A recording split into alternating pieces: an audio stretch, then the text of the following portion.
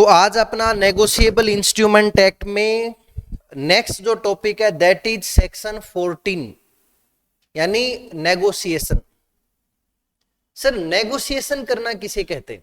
नहीं, ये वो वाली नेगोशिएशन नहीं है जो अपन बार्गेनिंग करते हैं ना, कोई सामान खरीदते बेचते हैं, प्रॉपर्टी खरीदते बेचते हैं तो बार्गेनिंग करते हैं, नेगोशिएशन करते हैं, वो नहीं है। यहां नेगोशिएशन का मतलब है कि यदि आपके पास कोई नेगोशिएबल इंस्ट्रूमेंट है, जैसे आपके पास कोई बिल ऑफ एक्सचेंज है, आप पेई हो, या प्रोमिसरी नोट है, आप उसके पेई हो, तो या तो मैच्योरिटी तक उस बिल ऑफ एक्सचेंज को या प्रोमिसरी नोट को आप खुद होल्ड करो और फिर उसका पैसा आप खुद लो, या कई बार होता है ना कि प्रोमिसरी नोट हो या बिल ऑफ एक्सचेंज हो, आप उसको खुद होल्ड करने की बजाय किसी और को ट्रांसफर कर सकते हो ना।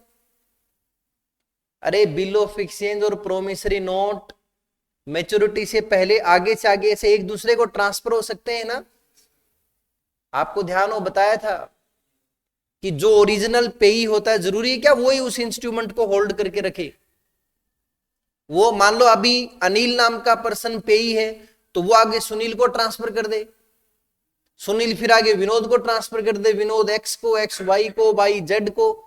जब तक वो इंस्ट्रूमेंट मैच्योर नहीं होगा, उसका मैच्योरिटी डेट नहीं होगी, तब तक वो इंस्ट्रूमेंट ट्रांसफर हो सकता है ना। ये जो इंस्ट्रूमेंट ट्रांसफर होना है इसी को ही नेगोशिएशन कहते हैं।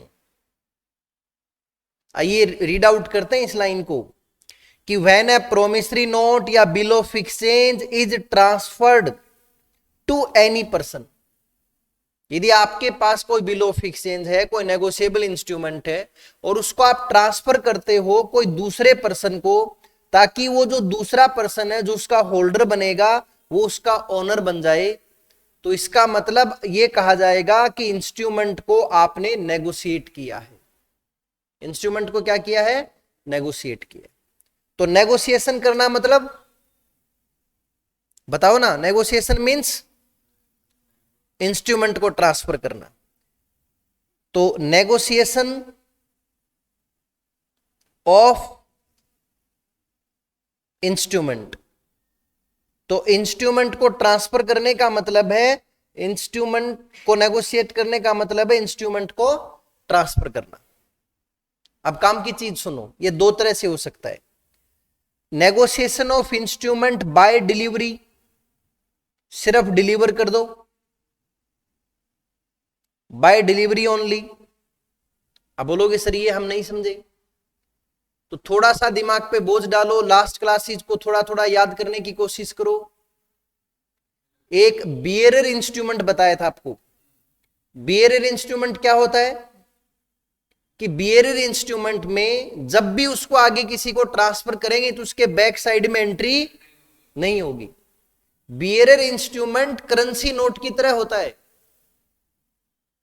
जैसे आपके पास 100 रुपीज का नोट है, अभी आप किसी और को दे दो, जिसको भी दोगे वो ओनर बन जाएगा। तो जो बियरर इंस्ट्रूमेंट होते हैं ना, उनमें क्योंकि लास्ट या फ्रंट या उस पेज पर कोई एंट्री तो होगी नहीं, तो बियरर इंस्ट्रूमेंट तो सिर्फ आप किसी दूसरे व्यक्ति को डिलीवर कर दो तो ट्रांसफर हो गया। और यदि ऑर्डर इंस्ट्रूमेंट है, तो यदि ऑर्डर इंस्ट्रूमेंट है यानी उस पर पेई का नाम लिखा है और लिखा है कि पेई या इसके ऑर्डर को ही आगे देना है, तो आपको ध्यान है ऑर्डर इंस्ट्रूमेंट जब भी नेगोशिएट होगा तो उसके बैक साइड में एंडोर्समेंट की एंट्री होगी कि एंडोर्समेंट टू। एंडोर्समेंट कभी भी बियरर इंस्ट्रूमेंट में नहीं होता।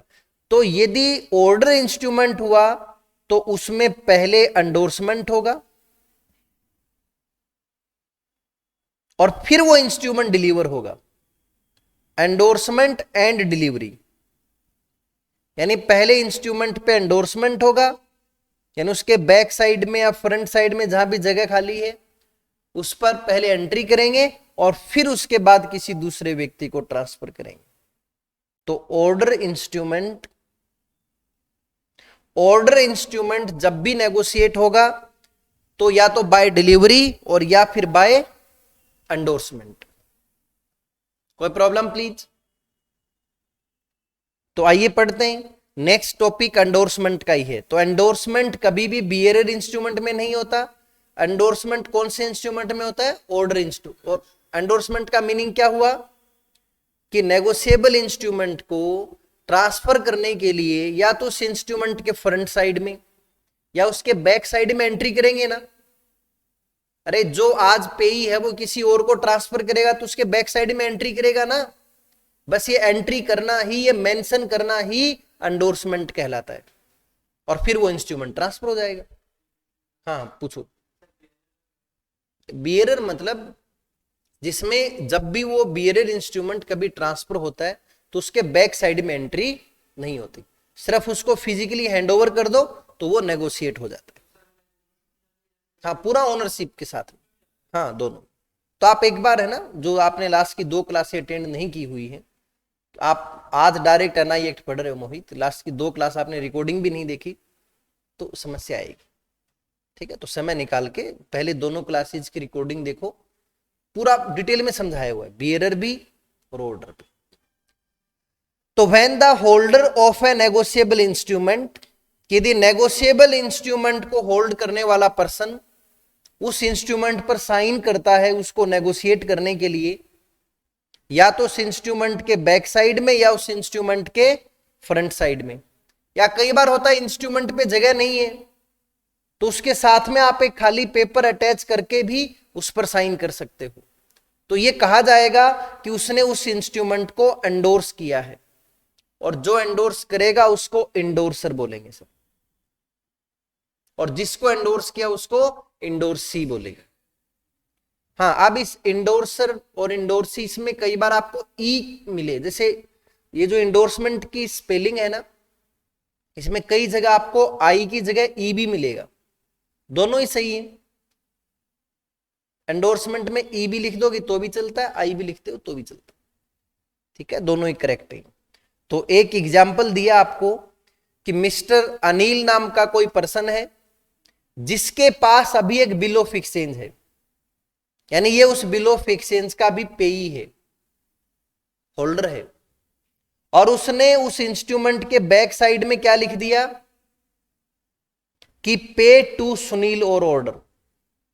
यानी अभी वो इंस्ट्रूमेंट किसके पास है? अनिल के पास, लेकिन अनिल ने उसको किसको एंडोर्स कर दिया?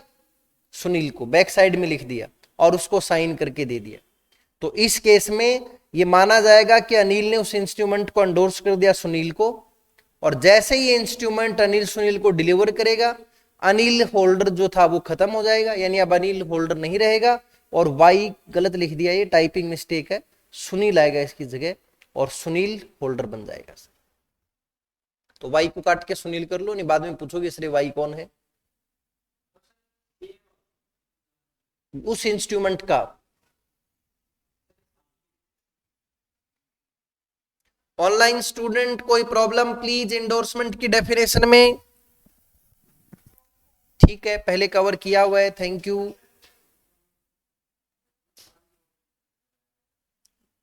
दे दो। अब एक डिफरेंस आता है सर, तो ध्यान से सुनो, एक एक करके डिफरेंस के पॉइंट आपको पढ़ा देता हूं कि promissory note, bill of exchange और चेक, इन तीनों में क्या डिफरेंस है। तो सबसे पहला पॉइंट, सर कितनी पार्टी होंगी? तो प्रोमिसरी नोट में कितनी पार्टी होती? 2, मेकर और पेई। बिल ऑफ एक्सचेंज में 3 और चेक में भी 3 होते हैं। दूसरा नेचर, सर प्रोमिसरी नोट एक अनकंडीशनल प्रोमिस होता है, जबकि बिल ऑफ एक्सचेंज और चेक ये अनकंडीशनल ऑर्डर होता है, यानी ड्रॉवर ने ड्रॉई को ऑर्डर दिया है कि आप पेई को पेमेंट कर देना। एक्सेप्टेंस, सर प्रोमिसरी नोट की एक्सेप्टेंस जरूरी नहीं है, क्योंकि प्रोमिसरी नोट वही व्यक्ति बना करके देता है खुद जिसकी लायबिलिटी होती है पेमेंट करने की। लेकिन सर बिल ऑफ एक्सचेंज तो ड्रॉवर ड्रॉ करेगा और ड्रॉई उसको पेमेंट करेगा, उससे पहले उसको एक्सेप्ट करेगा। तो बिल ऑफ एक्सचेंज की एक्सेप्टेंस नेसेसरी है। हाँ, चेक में भी कोई एक्सेप्टेंस नहीं होती। यदि आपके बैंक अकाउंट में पैसे रखे हैं तो आप उस अकाउंट का चेक काट के दे सकते हो, तो बैंक पेमेंट कर देगा। लायबिलिटी, सर देखो प्रोमिसरी नोट में मेकर की लायबिलिटी होती है, क्योंकि प्रोमिसरी नोट में मेकर ही प्रोमिस करता है कि मैं पेमेंट करूंगा। सर बिल ऑफ एक्सचेंज में जो ड्रॉवर होता है उसकी लायबिलिटी सेकेंडरी है। देखो ड्रॉवर ने ड्रॉई को ऑर्डर दिया है कि 2 महीने बाद आप मेरे कहने से पेमेंट पेई को कर देना, और यदि ड्रॉई पेमेंट नहीं करे तो पेई पैसे किससे लेगा? ड्रॉवर से लेगा। तो पहली लायबिलिटी वहां ड्रॉई की है, लेकिन ड्रॉई पेमेंट नहीं करेगा तो फिर सेकेंडरी लायबिलिटी ड्रॉवर की बनती है। और सर ड्रॉवर की ही सेम चीज चेक के केस में है। आपने चेक काट के दे दिया तो आपकी बैंक की ड्यूटी बनती है कि आपके खाते से उतने पैसे निकाल करके और जिसके नाम भी चेक दिया उसको पेमेंट करे। यदि बैंक पेमेंट नहीं करता है, जैसे चेक के साइन डिफरेंट हो गई या आपके अकाउंट में उतने पैसे ही नहीं मिले, तो ड्रॉवर की लायबिलिटी बनेगी, फिर ड्रॉवर वो अमाउंट पे करेगा। यहां तक पहले 4 पॉइंट में किसी को कोई प्रॉब्लम प्लीज? ठीक है। डिसऑनर होना मतलब बाउंस होना, सुना होगा ना कई बार कि चेक बाउंस हो गया या बिल ऑफ एक्सचेंज बाउंस हो जाना, डिसऑनर हो जाना। तो उसका नोटिस देना जरूरी है क्या? यानी क्या वो पेई नोटिस देगा क्या उस पर्सन को जिसकी लायबिलिटी थी पेमेंट करने की? तो देखो प्रोमिसरी नोट में जरूरी नहीं है। अरे थोड़ा दिमाग लगाओ, प्रोमिसरी नोट में 2 ही पार्टी होती, एक पेई जिसका राइट बनता है पैसे लेने का, और दूसरा ड्रॉई जिसकी लायबिलिटी बनती है, यानी मेकर, या ड्रॉई नहीं होगा सॉरी, मेकर जिसकी लायबिलिटी है। तो मेकर ने खुद मना किया कि मैं पैसे नहीं दूंगा, तभी तो डिसऑनर हुआ। तो उसको आप अलग से नोटिस देने की, उसने खुद ने मना किया तो उसको इस बात का पता है कि हां मैंने प्रोमिसरी नोट को डिसऑनर किया है, तो पेई अब अलग से कोई नोटिस दे जरूरी नहीं है, डायरेक्ट कोर्ट में केस कर सकता है। इसको पहले को नोटिस देने की जरूरी नहीं, क्योंकि मेकर ने खुद ने मना किया है और पता है उसको कि हाँ उसी का प्रोमिसरी नोट था। लेकिन बिल ऑफ एक्सचेंज के केस में जरूरी है। देखो बिल ऑफ एक्सचेंज में ड्रॉवर अलग होता है, ड्रॉई अलग होता है और पेई अलग होता है।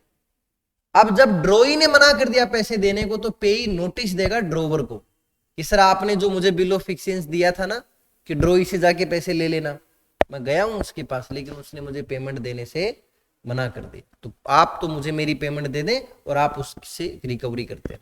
तो बिल ऑफ एक्सचेंज में नोटिस देना जरूरी है, चेक में भी जरूरी नहीं है। यदि बैंक मना कर देता है तो बैंक को कोई नोटिस नहीं देना, ड्रॉवर के अगेंस्ट में एक्शन ले सकते हो। Payable, sir promissory note on demand भी पेबल हो सकता है या आफ्टर टाइम भी पेमेंट हो सकता है, और बिल ऑफ एक्सचेंज भी ऑन डिमांड पेबल भी हो सकता है, आफ्टर सम टाइम भी पेबल हो सकता है। लेकिन चेक हमेशा ऑन डिमांड ही पेबल होता है। चेक पे ऐसा कभी नहीं होता कि after 10 days, after 2 months, cheque हमेशा ऑन डिमांड पेबल होगा। लेकिन बिल ऑफ एक्सचेंज और प्रोमिसरी नोट ऑन डिमांड भी हो सकते हैं और आफ्टर सम टाइम भी हो सकते हैं। क्रॉसिंग वाला पॉइंट एक बार स्किप कर दो, क्योंकि क्रॉसिंग नेक्स्ट टॉपिक है, वो आपको डिटेल में समझाऊंगा। हाँ, grace period, bill of exchange और प्रोमिसरी नोट में ग्रेस पीरियड होता है यदि वो आफ्टर सम टाइम पेबल है। तो चेक में कभी भी ग्रेस पीरियड नहीं होता, क्योंकि चेक हमेशा ऑन डिमांड पेबल होता है। हाँ जी, ऑनलाइन स्टूडेंट कोई प्रॉब्लम प्लीज? तो क्रॉसिंग वाला पॉइंट मैंने आपको छुड़वाया है, तो उसको मैं अब डिटेल में पढ़ा देता हूं कि क्रॉसिंग क्या होती है, क्रॉसिंग ऑफ चेक कैसे काम करता है। तो प्लीज आप स्क्रीन पे ध्यान देना, एक बार अपने नोट्स छोड़ के सिर्फ स्क्रीन पे ध्यान देना, बहुत काम की चीज बता रहा हूं, अच्छे लोग हो आप। सर एक चेक बना रहा हूं मैं ना, और बताना आप चेक ऐसा ही होता होगा शायद। मोहित कोई गलती कहीं पर हो जाए तो मुझे बता देना, बाकी चेक शायद ऐसा ही होता है। यहां पेई का नाम लिखा होता है, जरूरी नहीं है टू लिखा ही हो, ये लोग टू हटा देते हैं जरूर। हाँ जी बताइए, यहां पेई का नाम लिखा होता है, पेई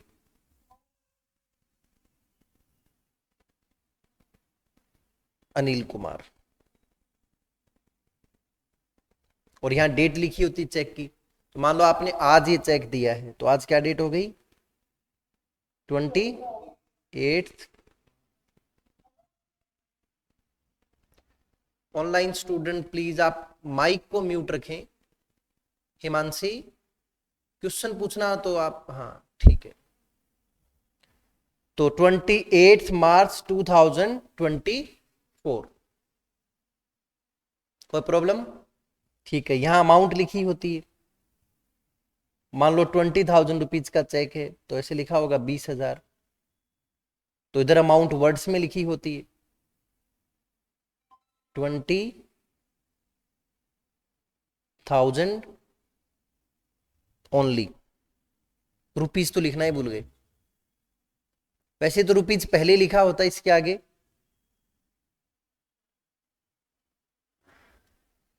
और यहां जो व्यक्ति चेक देगा उसके साइन होते हैं सर। मान लो सुनील नाम का व्यक्ति है, ये चेक दे रहा है, तो यहां सुनील अपने साइन कर देगा। और यहां पर उस बैंक का नाम होगा जिस बैंक का ये चेक है, तो यानी सुनील का बैंक अकाउंट कौन से बैंक में है, तो जैसे मान लेते हैं ICICI बैंक, उस ब्रांच का एड्रेस होगा। हाँ, ये सब चेक पे प्रिंटेड होता है, इसको लिखने की जरूरी नहीं होती। वो तो आप जब बैंक में खाता खुलवाते हो तो चेक प्रिंटेड देते हैं आपको। तो ICICI बैंक, XYZ नगर, जयपुर, ये ब्रांच का पूरा एड्रेस और अकाउंट नंबर होते हैं यहाँ पर, कि आपका अकाउंट नंबर जो सुनील का, और इधर होते हैं चेक के नंबर 1 2 3 4 5 6। चेक नंबर हमेशा 6 डिजिट के होते हैं, ये चेक नंबर होते हैं। ये चेक सुनील ने साइन करके किसको दे दिया, अनिल को। ध्यान दो प्लीज, यानी सुनील ने अपने ICICI बैंक को ऑर्डर दिया है ना। चेक देने का मतलब सुनील ने अपने बैंक को ऑर्डर दिया है कि इस अनिल कुमार नाम के बंदे को मेरे अकाउंट से 20,000 रुपए दे दो आप। Cheque is an order by the drawer to the bank, यानी ड्रोवर ने बैंक को ऑर्डर दिया है कि आप मेरे अकाउंट से इतना पैसा निकालो और इसको दे दो। कोई प्रॉब्लम प्लीज? अब बताओ अनिल क्या करेगा इस चेक का। तो अनिल इस चेक को लेकर के ICICI बैंक की इस ब्रांच में जाएगा। ध्यान से सुनो, यही होता था पहले। अनिल को जैसे ही चेक मिला, अनिल इस चेक को लेकर के कहां पर आएगा, ICICI बैंक में आएगा, क्योंकि उसी बैंक का चेक है, और उसी ब्रांच में आएगा, XYZ नगर जयपुर वाली ब्रांच में।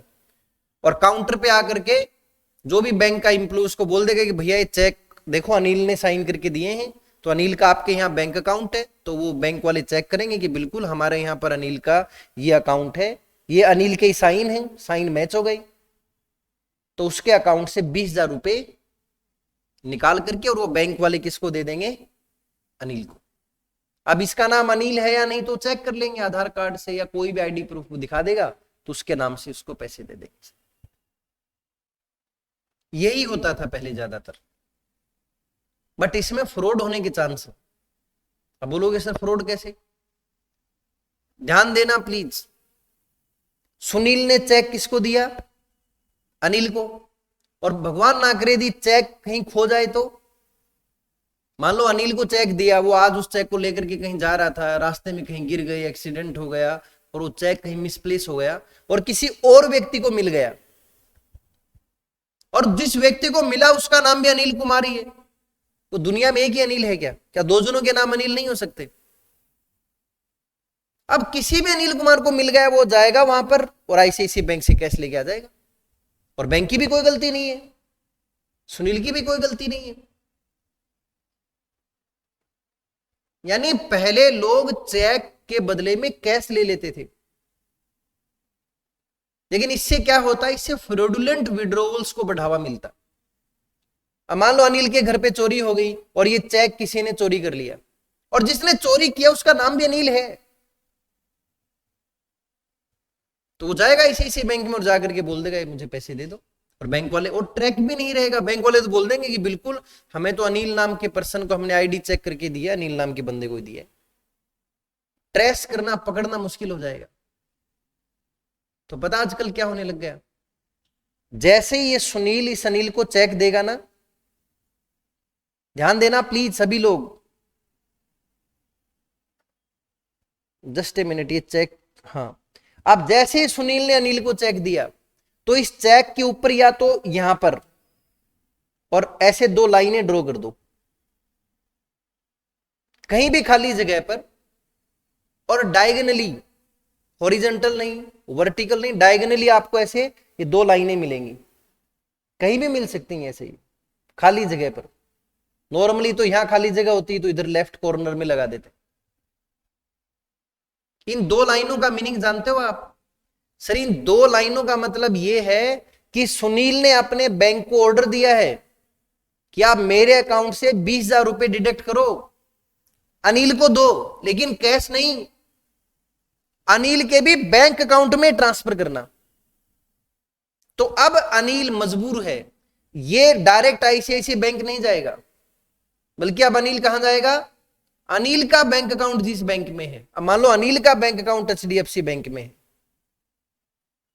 तो अनिल अपने बैंक को ये चेक देगा, यार ये सुनील ने मुझे चेक दिया है। अब एचडीएफसी बैंक फिर आईसीआईसीआई बैंक से बात करेगा और आईसीआईसीआई बैंक फिर इसके अकाउंट से 20,000 रुपए डिडक्ट करके एचडीएफसी बैंक को देगा, तो वो एचडीएफसी बैंक आपके खाते में क्रेडिट करेगा, जो आप आगे एटीएम से विड्रॉ कर सकते हो।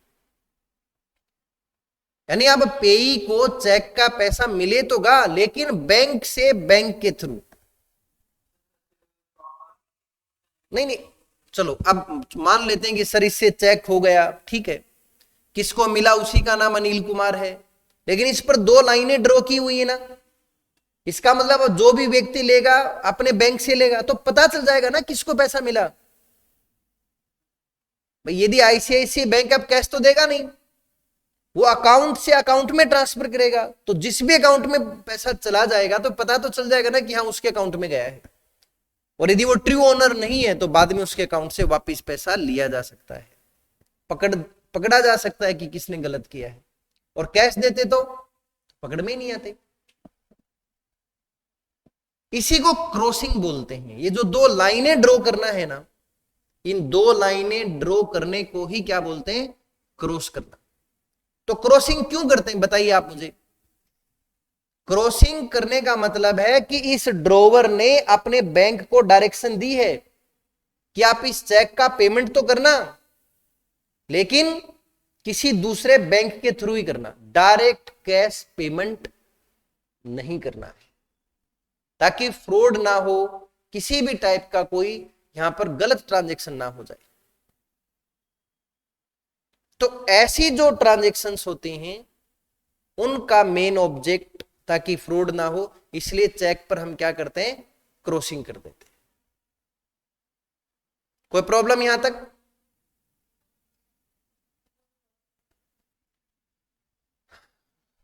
चलो तो इसको रीड आउट करवाता हूं, प्लीज आना क्रॉसिंग वाले इस टॉपिक पर। Just a minute please. तो आइए क्रॉसिंग की डेफिनेशन को रीड आउट करवा देता हूं। तो crossing means the act of drawing 2 diagonal या transverse parallel lines on the face of a check is called crossing of the check. तो जब चेक पर आप 2 लाइनें ड्रॉ करते हो, इसका मतलब एक क्रॉसिंग किया है आपने। क्रॉसिंग करना एक डायरेक्शन देना है अपने बैंक को कि नोट टू पे the money across the counter, कि इस चेक का पेमेंट काउंटर पे मत करना, यानी कैश मत देना, बल्कि इट मींस जो आपका बैंक है वो मनी पे करेगा किसी दूसरे बैंक को, यानी चेक क्लियर तो होगा, चेक का पेमेंट तो होगा, लेकिन बैंक टू बैंक होगा, डायरेक्ट कैश पेमेंट नहीं होगा। आइए देखते हैं क्रॉसिंग कितने टाइप की होती है। तो पहली है जनरल क्रॉसिंग। तो जनरल क्रॉसिंग में क्या करते हैं? 2 लाइनें ड्रॉ करते हैं, कई बार उन 2 लाइनों के बीच में एंड कंपनी भी लिख देते हैं, यानी वो 2 लाइन ड्रॉ करेंगे और उनके बीच में ऐसे लिख देंगे एंड कंपनी, कोई फर्क नहीं पड़ता, लिखो मत लिखो। अब कोई अपने नाम के आगे मिस्टर रविंद्र कुमार, अब मान लो मैं मेरा नाम बताऊं, क्या नाम है भाई? मिस्टर रविंद्र कुमार, या डायरेक्ट बोलूं रविंद्र कुमार तो भी वही रहेगा ना। अरे मिस्टर लगाने या ना लगाने से कुछ नहीं बिगड़ा। ये एंड कंपनी, तो इन दो पैरेलल लाइंस के बीच में हो सकता है आप एंड कंपनी वर्ड लिखें, या इसका अब्रीविएशन यानी शॉर्ट फॉर्म, कई बार एंड CO लिख देते हैं, यानी कंपनी की शॉर्ट फॉर्म। हो सकता है आपने साथ में विद और विदाउट नॉट नेगोशिएबल लिख दिया हो। हाँ, यदि आपने नॉट नेगोशिएबल लिख दिया ना, ध्यान से सुनो, दो लाइनों के बीच में आपने ऐसे लिख दिया नॉट, इसका मतलब क्या हुआ कि ये चेक आगे नेगोशिएट नहीं होगा, जो पेई है उसी को मिलेगा, ये चेक आप आगे ट्रांसफर नहीं कर सकते। नॉट नेगोशिएबल का मतलब ये चेक आगे ट्रांसफर नहीं होगा, आप डायरेक्ट अपने बैंक से खुद पैसा ले सकते हो, इसको आप एंडोर्समेंट नहीं कर सकते, आगे नेगोशिएशन नहीं कर सकते। तो नीचे बताया भी है कि जनरल क्रॉसिंग में 2 लाइनें ड्रॉ करना कंपलसरी। अरे ध्यान से सुनो, 2 लाइनें होना जरूरी है। 2 लाइन नहीं है ना, फिर चाहे कुछ भी लिखते रहो, क्रॉसिंग नहीं मानी जाएगी। तो क्रॉसिंग के लिए सबसे इंपॉर्टेंट क्या है? 2 लाइंस। और 2 लाइंस कहां होनी चाहिए? चेक में जो खाली जगह है वहां पर, कोई लेटर प्रिंटेड उसके ऊपर मत लिखना, खाली जगह पे, नॉर्मली लेफ्ट हैंड साइड में ऊपर कॉर्नर में होते हैं। चाहो तो आप एंड कंपनी ये सब लिखना कंपलसरी नहीं है, बट आप लिख सकते हो। 2 लाइनें खींचना जरूरी है। आप चाहो तो नोट नेगोशिएबल भी ऐड कर सकते हो। सिर्फ नोट नेगोशिएबल लिख दोगे काफी नहीं है, 2 लाइनें खींचना कंपलसरी है, उसके बीच में चाहो तो आप नोट नेगोशिएबल वर्ड भी लिख सकते हो। बताइए। हाँ, तो ओनली नोट नेगोशिएबल लिखना क्रॉसिंग नहीं है, लाइंस के बीच में लिखोगे तो बनेगा, ओनली वो वर्ड्स लिखना इनफ नहीं है। सर जनरल क्रॉसिंग का प्रभाव क्या पड़ेगा? कि जनरल क्रॉसिंग एक डायरेक्शन है पेइंग बैंक को। क्या डायरेक्शन है? कि इस चेक का पेमेंट आपको कैश में नहीं करना, काउंटर पे नहीं करना, बल्कि बैंक टू बैंक देना है, ताकि जो फ्रॉडुलेंट विड्रॉल्स उनको बचाया जाए, प्रोटेक्शन किया जाए। इसलिए क्रॉसिंग हुए चेक में जो पेइंग बैंक उसकी लायबिलिटी बन जाती है कि वो जब भी चेक का पेमेंट करे तो प्रॉपर वेरीफाई करके करे और उसी बैंक अकाउंट में करे जो पेई का बैंक अकाउंट है, ताकि बाद में यदि उस ट्रांजैक्शन को रिट्रैक्ट करना हो तो पता चल जाए। यदि बैंक ने कोई और पर्सन को पैसे दे दिए तो फिर ये बैंक की जिम्मेवारी बनेगी। यदि उसने गलत अकाउंट में ट्रांसफर कर दिया तो बैंक लायबल होगा। तो इसलिए चेक पर क्रॉसिंग होना फ्रॉड बचाने के लिए जरूरी है। यहां तक कोई प्रॉब्लम प्लीज? एक होता है स्पेशल क्रॉसिंग। देखो जनरल क्रॉसिंग से स्पेशल क्रॉसिंग में क्या होगा, उस बैंक का नाम भी लिखा होगा, उन 2 लाइनों के बीच में उस बैंक का नाम भी लिख दो जिसके थ्रू आपको पेमेंट लेना है। तो वो तो पेई से फोन करके पूछ लो पहले, भाई आपका बैंक अकाउंट कौन से बैंक में है, तो उस बैंक का नाम लिख दो फिर आप। ये डबल सिक्योरिटी हो गई। अब सिर्फ HDFC बैंक में ही अनिल का अकाउंट होगा, उसी अकाउंट के थ्रू ही ICICI बैंक पेमेंट करेगा। तो स्पेशल क्रॉसिंग में उस बैंक का नाम भी उन 2 लाइनों के बीच, हाँ नोट नेगोशिएबल साथ में लिखा हो भी सकता है, नहीं भी हो, लेकिन बैंक का नाम जरूर लिखा होगा ताकि वो स्पेशल क्रॉसिंग बन जाए। और आजकल आप ध्यान से देखोगे ना, तो कई लोग उन 2 लाइनों के बीच में है ना ऐसे और लिख देते हैं अकाउंट पेई। वैसे आप नहीं भी लिखोगे तो भी पेई के अकाउंट में जाएगा, बट आजकल लोगों ने एक ट्रेंड बना लिया है, 2 लाइनें ड्रॉ करेंगे और बीच में लिख देंगे अकाउंट पेई, या से पूरा नाम अकाउंट पेई या अकाउंट पेई ओनली। तो इसको अकाउंट पेई क्रॉसिंग बोलते हैं। हाँ, वैसे चेक कभी नेगोशिएट होता नहीं है, अभी RBI ने नेगोशिएशन चेक का रोका हुआ है। नोट नेगोशिएबल लिखोगे तो भी वो नोट नेगोशिएबल है, नहीं लिखोगे तो भी अभी RBI गाइडलाइंस के अकॉर्डिंग हाँ जो पेई का नाम है उसी को मिलेगा और उसके बैंक अकाउंट में मिलेगा। यहां तक किसी को कोई प्रॉब्लम प्लीज? ऑनलाइन स्टूडेंट्स कोई प्रॉब्लम? चलो तो आज के लिए इतना ही, कल फिर आगे रीड आउट करेंगे।